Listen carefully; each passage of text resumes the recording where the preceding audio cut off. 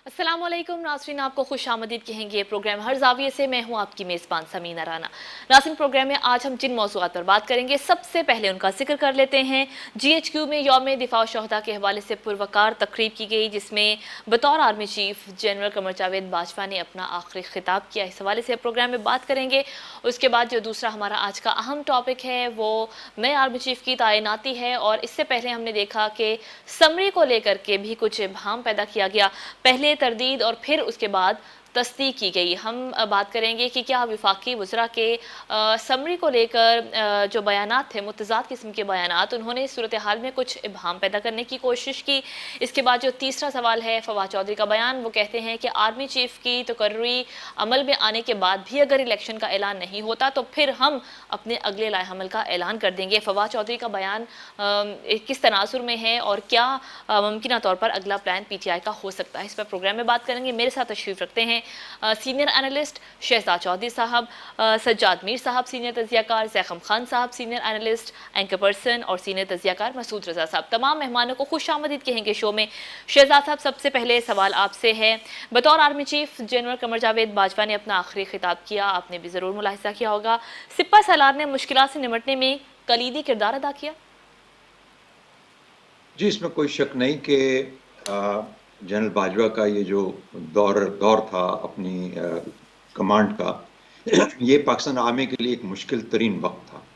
यानी इसमें कोई ये भी हकीकत है कि ये एक जंग, यानी जो कि अंदरूनी जंग थी, जिसके अंदर दहशतगर्दी के खिलाफ एक जंग थी, फिर अब्दुल फसाद इनके वक्त में शुरू हुआ, तो वो तो एक चैलेंज था ही था, जो कि अब फिर से आहिस्ता आहिस्ता सर उठा रहा है। पिछले 6-8 माह के अंदर हमने देखा कि एक साल के अंदर किस तरीके से उसमें फिर से एक शिद्दत आती जा रही है, या तेज़ी आई है, या कुछ इजहार दोबारा हुआ है। लेकिन दरमियान में काफ़ी अरसा उसका एक जो था एक पीसफुल हमारा गुजरा, जिसके बाद सियासत और मईशत ने एक इम्पोर्टेंस हासिल की। दहशतगर्दी से हम आगे बढ़ गए और आगे बढ़ के इन दो मामला की तरफ कौम का ध्यान गया। लेकिन साथ ही साथ ये ऐसा वक्त था जिसके अंदर के मेरा ख्याल है कि आज जिस तरीके से जनरल बाजवा ने अपनी तकरीब में भी कहा कि इदारे ने के पास भी सोचने के लिए बहुत कुछ था, और सोचने की वजह ये थी कि जो वो रोल जो कि पाकिस्तानी फ़ौज का परसेप्शन के तौर पे हमेशा से रहा, और उसका एक हकीकी पस मंज़र भी है, उसके हिसाब से जब इन्होंने अपने रोल का मुतालिया किया तो इनको अंदाज़ा हुआ कि गालिबन जो 3-4 साल पहले इमरान खान साहब की हुकूमत के आने में, और उसके बाद 3.25 साल जो उनका हुकूमत रही, उसके अंदर पाकिस्तानी अफवाज का जो रोल रहा है, वो उसका जो असर है, वो पाकिस्तानी फ़ौज अदारे के तौर पे कोई बहुत बेहतर नहीं रहा। देखिए, बात ये है कि ये कौम या ये जो मुल्क है, ये सिर्फ किसी एक इदारे की वजह से नहीं चलती है। ये मुख्तलिफ हमारे क्या कहना चाहिए कि हमारे एरियाज़ हैं ऑफ वर्क हैं, जिसके अंदर के जिसकी बुनियाद पे सब चलते हैं। पार्लियामेंट अपना काम करेगी, हुकूमतों को अपना काम करना है, फ़ौज अपना काम करे, तो तभी जाके सब लोग अपना काम अगर बेहतर अंदाज में करेंगे तो ये कौम आगे बढ़ पाएगी। लेकिन ये दर्द, ये दुख, ये तकलीफ जो हर आम पाकिस्तानी को है, किसी मईशत के ख़राब होने की, किसी सियासत के ख़राब होने की, किसी कौम का अपना रास्ता से उतरने की, भटकने की, ये दर्द मेरे ख्याल में अगर आम आवाम में है तो पाकिस्तानी अफवाज के लोगों में भी ज़ाहिर होता है। और उस वक्त में ऐसी कोशिश करना कि हम बढ़ के आगे अपनी हुकूमत का साथ देते हैं, मदद करते हैं, ये समझते हुए कि शायद हम बेहतर मदद कर पाएंगे। लेकिन वो सुराख है जिससे पाकिस्तानी फ़ौज बारहा और बार बार डसी गई है। सही। पाकिस्तानी फ़ौज का इदारे के तौर पे, एक मुझे बात कर लेने दीजिए, आपका सवाल बहुत गहरा है, इसके अंदर से बदकिस्मती से हम 30 सेकंड में या 1.5 मिनट में बात नहीं कर पाएंगे। तो इसलिए मेरा ख्याल है कि पाकिस्तानी फ़ौज ने इससे अपना सबक सीखा है। उस सबक सीखने की वजह से जब ये फैसला हुआ कि हमें अपने कदम पीछे हटाने हैं उस रास्ते पे जिस पे हम चल पड़े पिछले 4-4.5 साल के अंदर, जब वो कदम पीछे हटे तो उसका भी एक असर आया। एक और बहुत बड़ी बात हुई है कि पाकिस्तान की सियासत का नक्शा बदल गया है, नौयत बदल गई है। सियासत गो अपने तौर पे अंदाज में वही है जो सियासत हमेशा होती है, लेकिन जिस तरीके से सियासत की जा रही है उसका नक्शा बदल गया, जुबान बदल गई, मुहावरा बदल गया।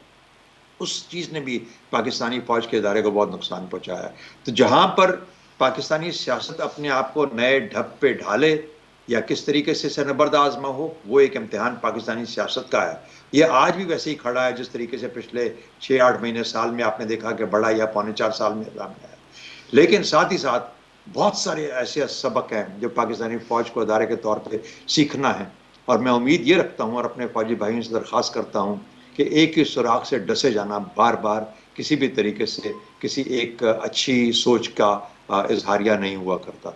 تو میرا خیال ہے کہ وقت آ گیا ہے کہ تمام لوگوں سے یہ توقع کی جائے، چاہے وہ انصاف کے ادارے ہیں، چاہے سیاست کے ادارے ہیں، چاہے فوج کا ادارہ ہے یا کوئی اور ہے، کہ سب لوگ جب تک اپنا کام صحیح نہیں کریں گے تو یہ ذمہ داری یا یہ ایک بوجھ صرف ایک ادارے پہ یا ایک ادارے کے چیف پہ یا کسی اور ادارے کے اوپر ڈال دینا بالکل ہی نامناسب ہے. صحیح. حکومتوں کو، سیاستدانوں کو اپنا رول ادا کرنا ٹھیک. پڑے گا، آگے بڑھ کے پاکستانی بننا پڑے گا، تبھی جا کے تو ہم اس ملک کو آگے رائٹ. جائیں گے. میرا خیال ہے جنرل باجوہ کے لیے اور پاکستانی فوج کے لیے آج یہ سوچنے سمجھنے کا وقت ہے، اور جس قسم کا بھی یہ مدد کرنے کی کوشش کرتے ہیں، آگے بڑھنے کی، ان کی کسی بھی حکومت کی مدد کرنے کی کوشش کرتے ہیں، بدقسمتی سے وہ بیک فائر کرتی ہے اور ان کے اپنے نقصان میں بیک فائر ٹھیک کرتی ہے. ٹھیک. جی جواب آ گیا. سجاد مرزا آپ کیا سمجھتے ہیں؟ دیکھیے بات یہ ہے کہ جنرل باجوہ صاحب نے کہتے ہیں کہ انہوں نے فروری میں فوج نے یہ فیصلہ کیا کہ وہ اب سیاست میں حصہ نہیں لیں گے. سوال یہ کہ فروری میں ایسی کون سی بات ہوئی تھی کہ فوج کو یہ فیصلہ کرنا پڑا؟ یہ امپورٹنٹ بات ہے. اس کے بعد کے اثرات کیا ہیں؟ اس کے بعد کے اثرات یہ ہیں کہ فوج خاموش رہی، اس کو میر جعفر اور میر صادق کہلواتی رہی، اور اس کے ساتھ یہ تک ہوا کہ انہیں نیوٹرل کی گالی دی گئی کہ نیوٹرل تو جانور ہوتا ہے، اور کیا کچھ نہیں کہا گیا. لوگوں نے کہا کہ تو آپ لاڈلے کو پار رہے ہیں، سیاست میں اسے ری اسٹیبلش کر رہے ہیں. یہ خود ایک سیاست گنی جاتی ہے. کہا جاتا ہے جب شروع میں یہ ہوا تو کہا جاتا ہے کہ جب نو کانفیڈنس کی موشن پاس ہوئی اور ہمارے آرمی چیف مختلف یونٹس میں گئے، ایکس آرمی مین سے ایڈریس کیا تو ان کو بہت سے سوالات پوچھے گئے. انہوں نے بہت سے سوالات کے بہت سے جوابات دیے ہیں. وہ چونکہ اندر کی کہانیاں ہوتی ہیں، مناسب نہیں ہوتا کہ اس کو زیادہ پبلسائز کیا جائے. لیکن ایک جگہ انہوں نے یہ بھی کہا کہ 60-62 سال سے ہم سیاست میں ہیں، اب ہمیں سیاست سے ہٹ جانا چاہیے. نتیجہ کیا نکلا؟ نتیجہ نکلا کہ آپ نے ایک شخص کو اور ایک ایسی سچویشن کو مضبوط کر دیا اس ملک میں. دیکھیے یہ نواز شریف بھی یہی بیانیہ لے کر آئے تھے، اور ان کا بیانیہ اس سے کم نہیں تھا، اور ان کی پاپولیرٹی کی وجہ بھی یہ گنی جاتی تھی کہ انہوں نے یہ بیانیہ اختیار کیا ہے کہ اصل جو ذمہ دار ہے وہ کوئی اور ہوا کرتا ہے. لیکن انہوں نے ایک حد میں آ کے اس بیانیے کو، جہاں تو مجبوری ہوئی ان کے خلاف مقدمات بنائے گئے تھے، جو پہلے بنائے گئے تھے ان کو ہٹایا گیا، چاہے نکالا گیا تھا، مجبوری تھی یا کیا تھا، یا ان کی حب الوطنی تھی یا ان کی کمزوری تھی، کچھ کہہ لیجیے، مجھے نہیں پتا، وہ اس سے ایک خاص حد سے آگے نہیں بڑھ سکے. لیکن عمران نے تو پھر آگے بڑھ کے پھر وار کیے نا جی.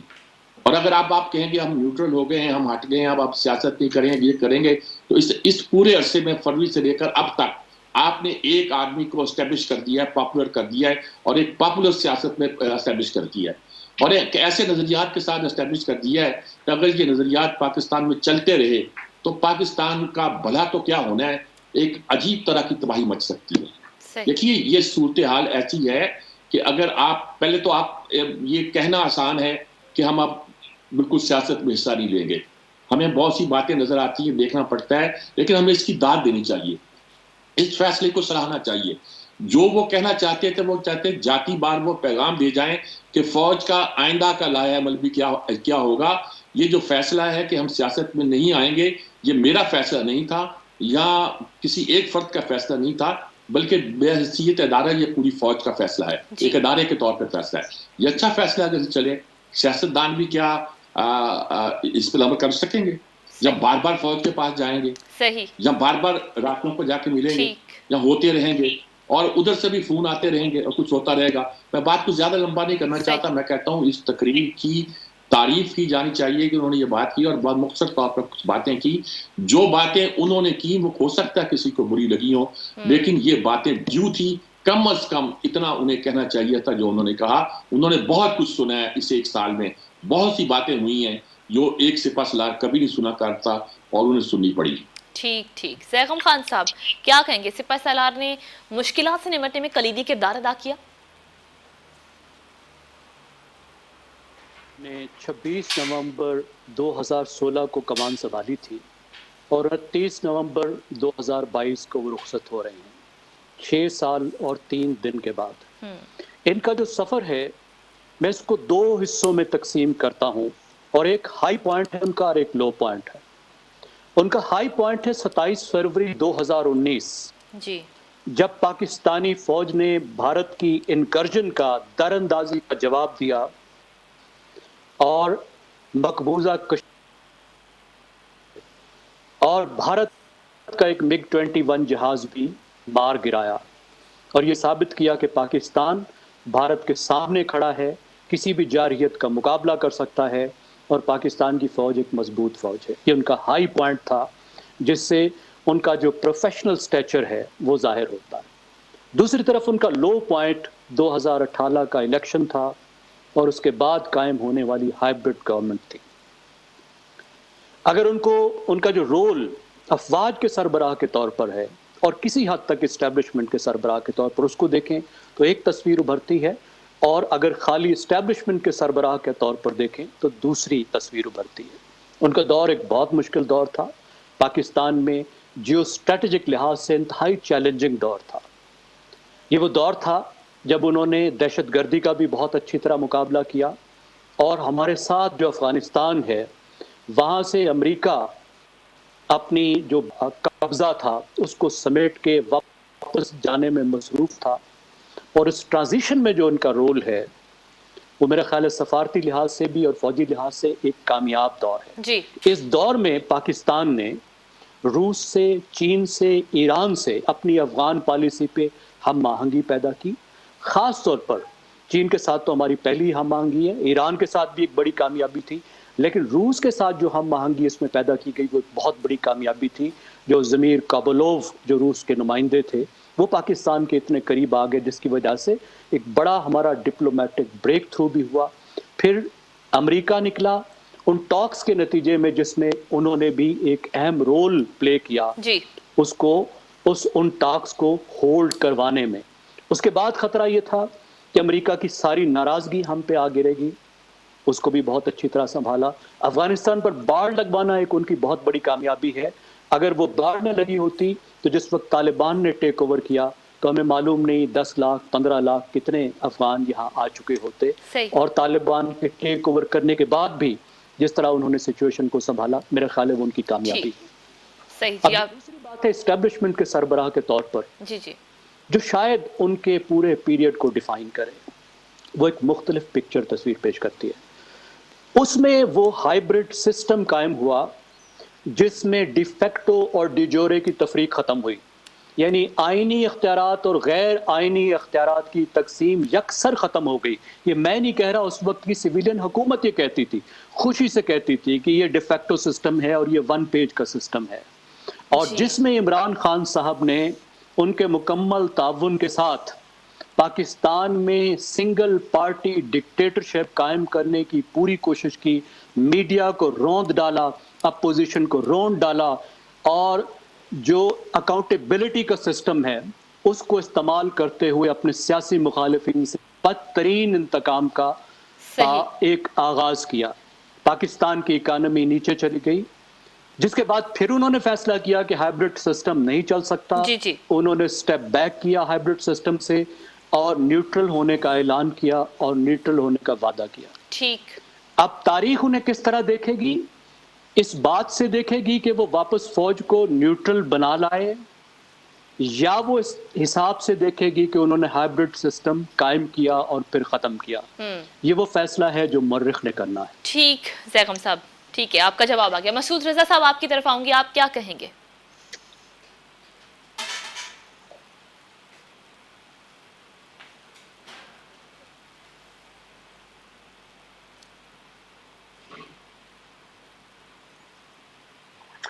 بہت شکریہ سیما۔ یہیں سے میں گفتگو آگے بڑھاؤں گا جہاں زیغم صاحب نے چھوڑی، کہ تاریخ فیصلہ کرے گی کہ یہ دور کیسا رہا، اور تاریخ لکھی جا رہی ہے۔ ذکر یہاں پر ہوا الیکشنز کا، اور جی مسعود صاحب آپ کی آواز آ رہی ہے، آپ مجھے اپنی اپنی باتوں کو آواز جی مسعود صاحب آپ کی آواز آ رہی ہے، آپ کنٹینیو کیجیے گا۔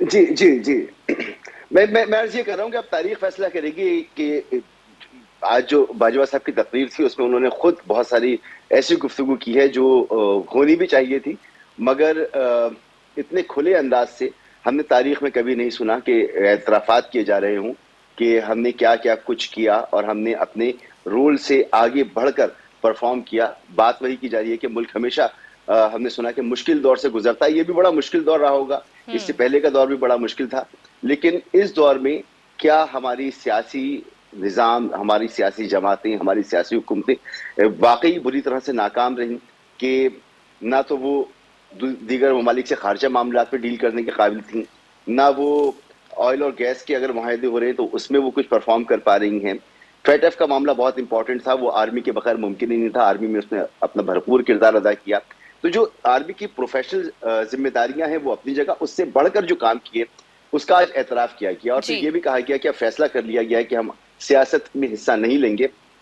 تو کبھی ایسا ہوا نہیں کہ کسی نے اپنی طاقت کو چھوڑا ہو، اور اگر فوج اب سیاست میں حصہ نہیں لے رہی ہے تو اس وقت جو یہ جان خیزی ہے کہ اس وقت جو ایک نئی تعیناتی پر ہر طرف سے گونگا گونگی کیفیت ہے، یہ کیفیت کیوں ہے؟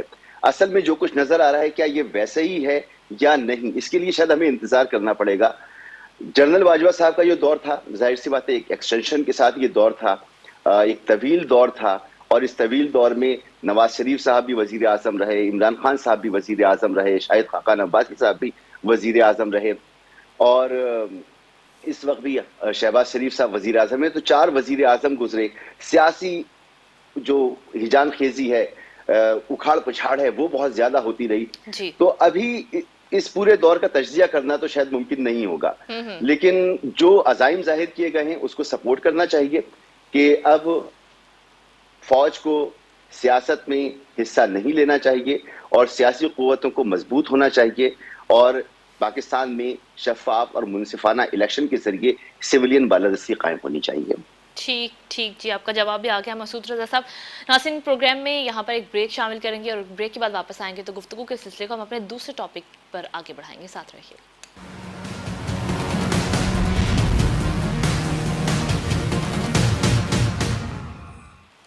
بریک کے بعد ایک بار پھر سے ناظرین آپ کو پروگرام میں خوش آمدید کہیں گے. سجاد میر صاحب، آپ سے میرا سوال ہے، آرمی چیف تعیناتی سمری، اب تو نام بھی آ گئے لیکن ابھی جب سمری نہیں آئی تھی تو اس وقت ہم نے دیکھا کہ ایک ابہام ہی کی صورتحال پیدا ہو رہی تھی. وفاقی وزراء کی جانب سے کہا جا رہا تھا کہ ابھی سمری نہیں آئی، پھر دیکھا کہ ISPR کا ٹویٹ آیا تو پھر اس کی تصدیق ہو گئی. یہ تردید اور پھر تصدیق، کیا اس نے صورتحال میں مزید ابہام پیدا کیا اس طرح کے متضاد بیانات میں؟ ابہام تو اب بھی ہے نا جی. جب عمران خان کہتے ہیں کہ صدر حلبی مجھ سے رابطے میں ہے اور وہ مجھ سے پوچھ کر دستخط کریں گے، گویا کتنی غیر آئینی سی بات ہے جو وہ کر رہے ہیں. یہ ویسی بات ہے جیسی خواجہ آصف نے لندن پہنچ کے کہی تھی کہ میں اور شہباز شریف اگر لندن آئے ہیں تو نواز شریف سے آرمی چیف کے بارے میں مشورہ کرنے آئے. ہمارے لوگ سیاست میں آ کے جانے کیا کیا باتیں کرتے رہتے ہیں. خواجہ آصف نے کل اچھا کیا، ٹھیک ہے، ایک ٹی وی کا اینکر جتنا بھی اہم کیوں نہ ہو اور وہ ٹی وی کتنا بھی اہم کیوں نہ ہو اور پروگرام سمجھتے ہوں کہ جب ہم پوچھیں گے تو وزیر کیا جو بھی ہوگا وہ ہمیں جواب دے گا اور سچ مچ سچ کی خبر ہمیں دے گا. آپ خبر نکالنے کے لیے ایک سوال کرنا چاہتے ہیں، وہ خبر نہیں دینا چاہتا. انہوں نے ٹرکانے کی کوشش کی، آپ نے کہا نہیں بتائیے گا، بولے اگر سمری نہ بھیجی تو کیا ہوگا. یہ ایک بات چلا رکھی تھی کہ سمری نہیں بھیجی جائے گی کیونکہ اختلاف ہے فوج میں اور سول انتظامیہ میں سے سمری بھیجی جائے گی. اب یہ چلایا جا رہا ہے کہ سمری بھیجی جائے گی تو صدر عربی میں اختلاف ہوگا، حالانکہ وہ سنا کہہ چکے ہیں کہ جو ہی سمری آئے گی یہ میرا اختیار ہی نہیں ہے، یہ اختیاری وزیر اعظم کا میں سائن کر دوں گا. یہ ہم نے سارا مسئلہ عجیب گڑبڑ کر رکھا ہے. خواجہ آصف کیا کرتے ہیں کہ ہاں سمری آ گئی ہے، وہ پوچھتے نام کیا ہے، بتاتے کیوں نہیں آپ چھپانا چاہتے ہیں؟ کیا وہ نام ہے اس میں جو آپ چاہتے تھے؟ اور ہم نے کنفیوز کر دیا مسئلے کو، خام کا مسئلے کو بنا رکھا ہے.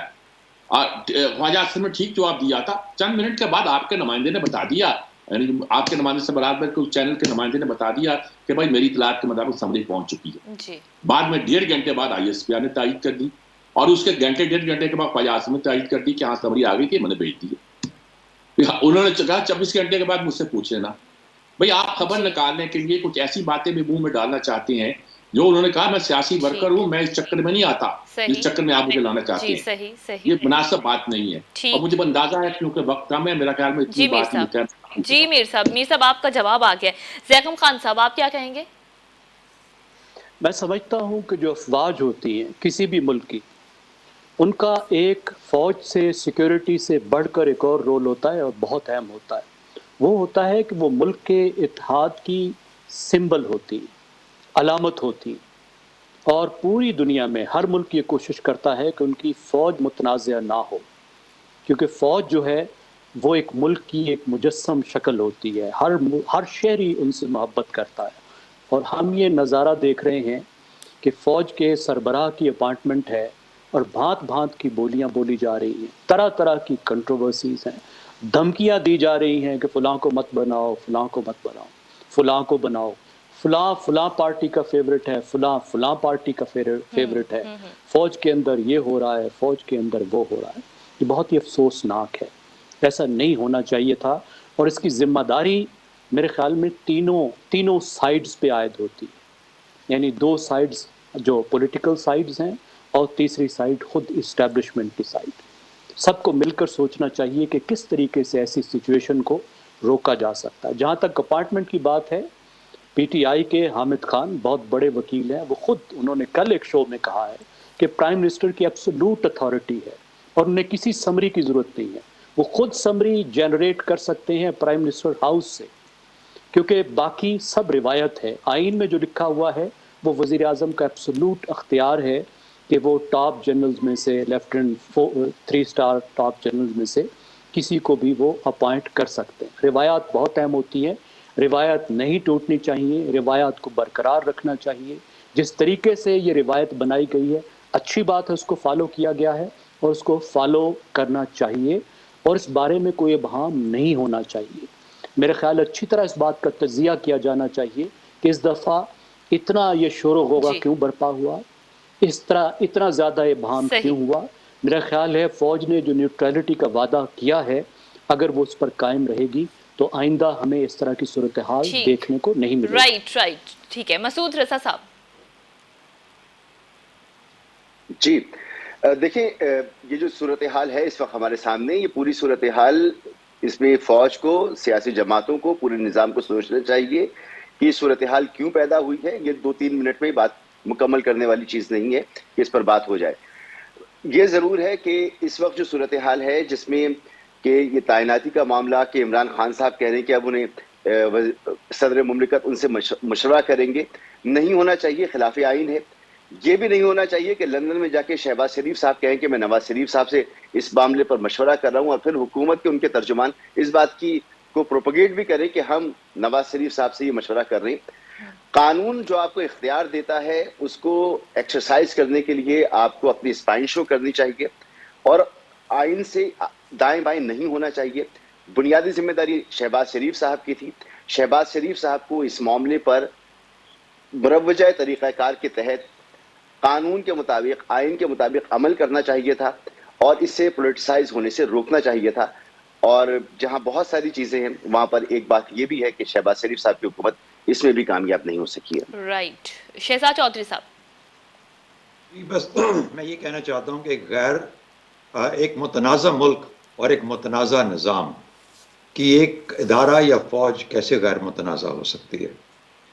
یا تو آپ اپنے نظام کو غیر متنازع بنائیے تاکہ فوج بھی غیر متنازع رہے. اپنے ملک کو متنازع ہونے سے بچائیے تاکہ آپ کے تمام ادارے غیر متنازع رہیں.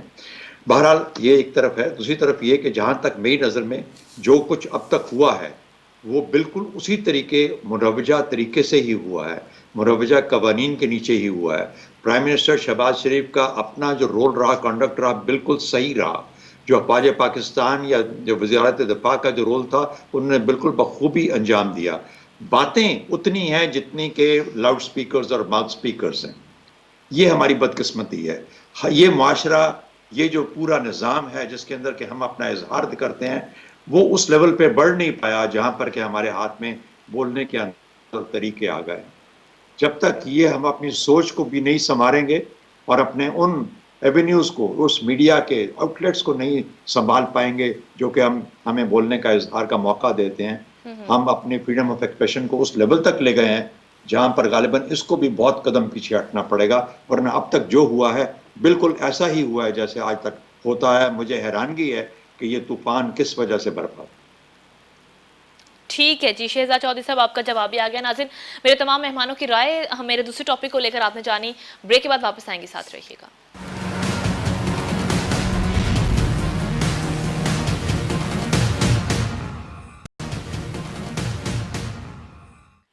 ब्रेक के बाद नाज़रीन एक बार फिर से आपको प्रोग्राम में खुशामदीद कहेंगे। मेरा तीसरा सवाल मेरे मेहमानों के सामने। ज़ैकम खान साहब, फवाद चौधरी कहते हैं कि अगर अहम तकर्री के बाद भी इलेक्शन नहीं होते तो फिर अगले लाहेअमल का ऐलान कर देंगे। पीटीआई का अगला लाहेअमल क्या, अगला प्लान क्या हो सकता है?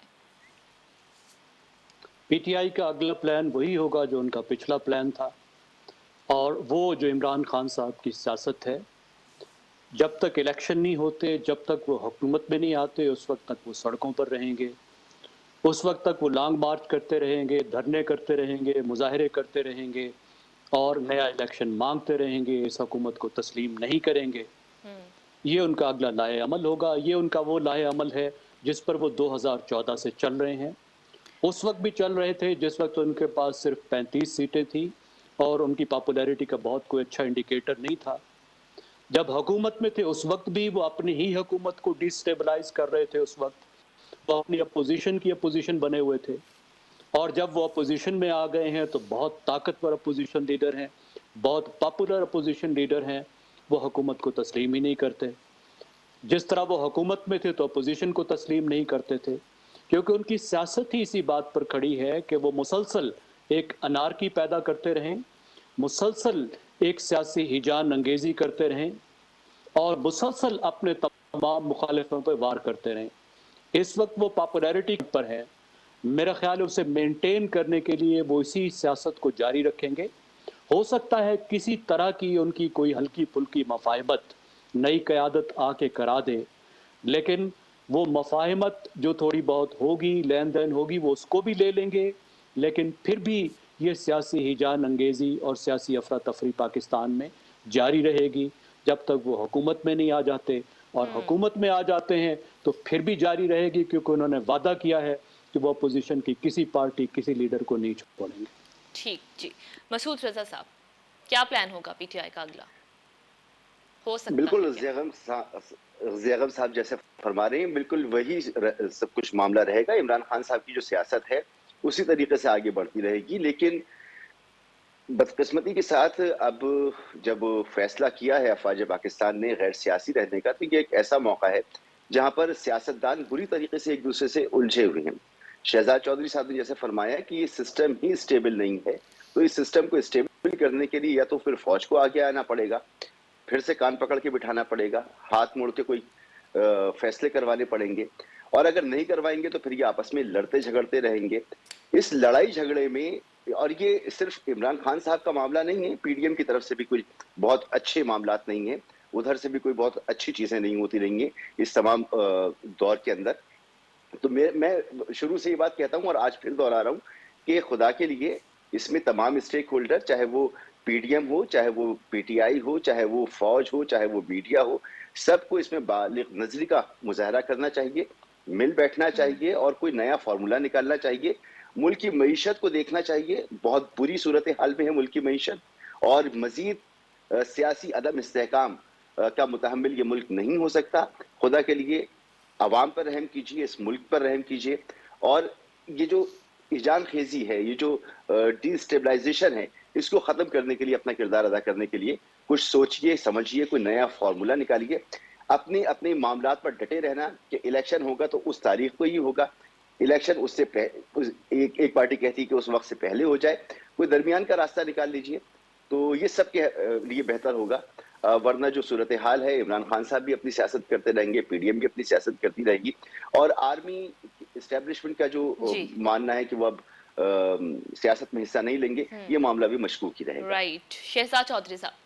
आज पाकिस्तान का सबसे बड़ा तनाज़ा है, इस सियासत को और मुतनाज़ा बना दिया जाएगा, बल्कि ऐसे ही मुतनाज़ा रहेगी।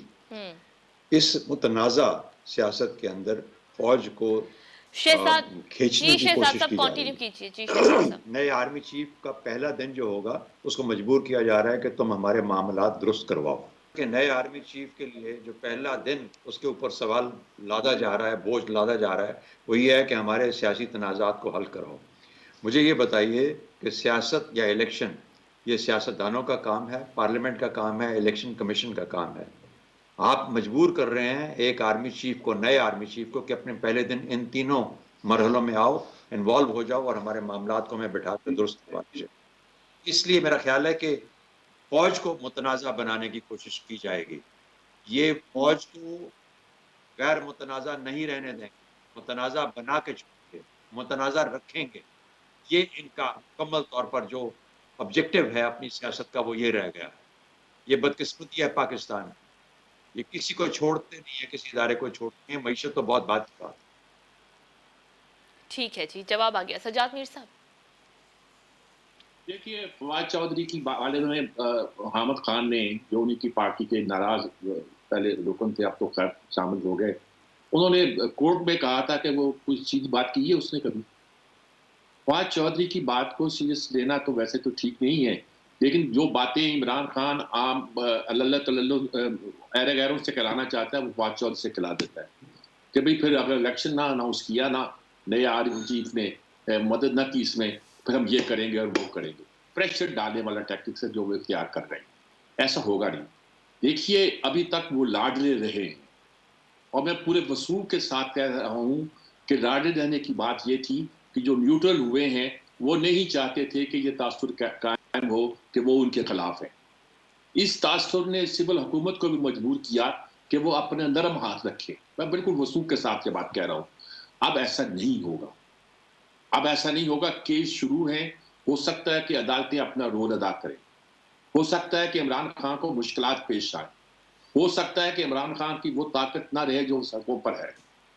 اگر سر عمران کا ایجنڈا وہی ہے جو میرے ساتھی کہہ رہے ہیں کہ وہ چاہتا ہے وہ سڑکوں پہ رہے اور حکومت کو ڈسٹیبلائز کرتا رہے، اور وہ یہی کرے گا. اس کو ملک کی پرواہ نہیں ہے، اسے اپنے اقتدار کی پرواہ ہے. جس کا سابق وزیر خزانہ جو ہے یہ فون کرتا ہو دو صوبوں کے وزراء خزانہ کو کہ خط لکھو IMF کو کہ ہم پیسے دینے کے قابل نہیں ہیں، کہیں ان کو قرضہ نہ مل جائے، اس ملک کے اس پارٹی کے بارے میں کیا کہا جا سکتا ہے؟ آپ کی سیاست ساری اس کے گرد گھومتی ہے کہ آپ اقتدار میں کیسے آ سکتے ہو. تو میرے خیال میں آنے والے دن میں یہ لاڈلا پن کم ہوگا. فوج کے نیوٹرل ہونے کا ایک مطلب یہ بھی ہوگا کہ بھی ہم کسی کو لاڈلا بنا کے، یعنی وہ تو احتیاطاً کر رہے تھے کہ ہم پہ الزام نہ آئے، لیکن یہ بڑھتا ہی گیا. اب میرا کوئی اسے آگے بڑھنے نہیں دے گا، اور معاملات آگے بڑھیں گے. عدالتیں بھی اپنا کردار ادا کریں گی، دوسرے داری بھی اپنا کردار ادا کریں گے. اللہ کرے پاکستان مستحکم. سجاد میر صاحب، شہزاد چودھری صاحب، زیغم خان صاحب، مسعود رضا صاحب، بہت شکریہ میرے تمام مہمانوں کی قیمتی وقت، قیمتی رائے کا. پروگرام سے اجازت دیجیے، آپ سے کل ملاقات ہوگی. اللہ نے کے بعد.